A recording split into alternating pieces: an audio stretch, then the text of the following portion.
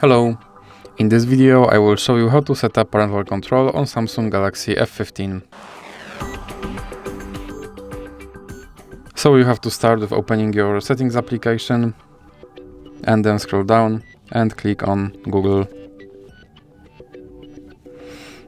Now click on Children and Family and then click on Parental Controls.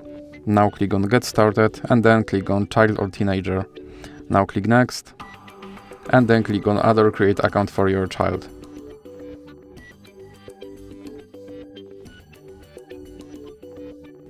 Now you have to enter your child email and then click Next. And now you have to enter your child password and now click I agree. And then click More and Accept. And here you have to select your account. And now you have to enter your parent email address. And then click Next. And now you have to enter your parent password.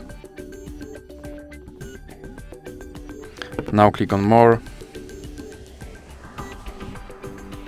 Scroll down. And here you have to enter your child password again.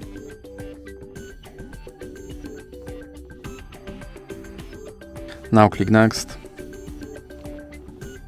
and then scroll down and click Next.